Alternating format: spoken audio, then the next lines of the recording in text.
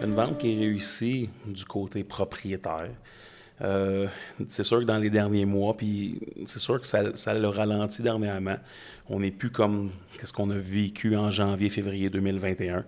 Mais ça arrive encore, là, un exemple comme que je vais donner présentement, ben, une vente réussie, ça serait on s'affiche, on s'attend de vendre une maison à un prix X, puis finalement, on a comme 2, 3, 4, 5, 6 acheteurs qui voulaient la même maison, et on s'en va dans l'autre sens, on s'en va en surenchère à un prix inespéré.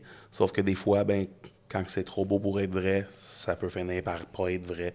Donc, il y a l'analyse et de s'assurer que quelque chose qui a l'air cohérent va finir par être cohérent.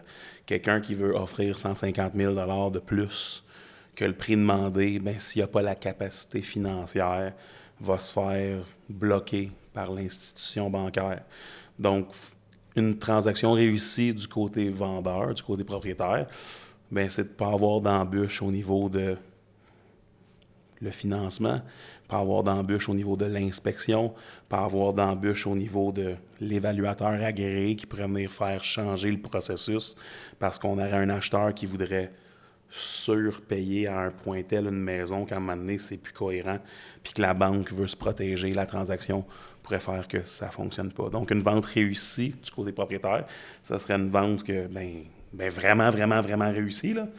Quelque chose qu'on s'en va inespérer au niveau d'un prix atteint qu'on ne pensait pas, puis que tout se passe bien au niveau de l'inspection, puis au niveau du financement, puis qu'on n'ait pas d'embûche.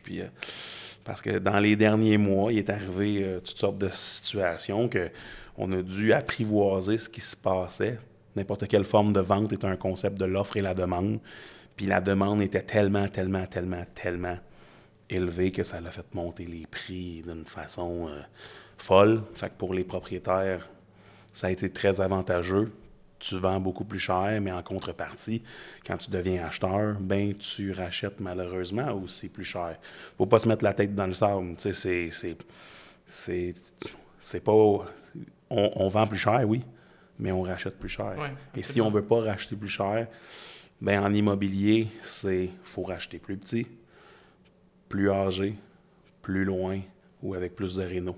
Ouais. Parce que sinon, ben, il y a une expression qui dit, ben, faut pas changer 4,30 sous pour une pièce. Mhm. Ben, pour sauver, ben, faut prendre des décisions. Puis généralement, ben, quelqu'un qui dit, ben là, moi, j'ai fait un bon profit de ma maison. Oui, mais oublie pas, la prochaine, elle va coûter plus cher.